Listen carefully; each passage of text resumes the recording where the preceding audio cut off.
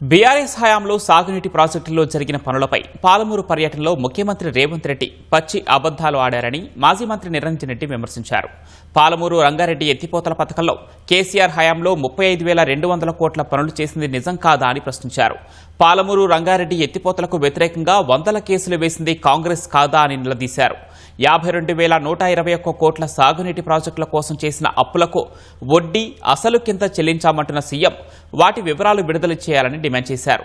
TMC అంటే గతంలో 10,000 ఎకరాలుగా ఇప్పుడు 15,000 ఎకరాలుగా లెక్క కడుతున్నారని ముఖ్యమంత్రి చెప్పడం మరో పచ్చి అబద్దమని ఆక్షేపించారు.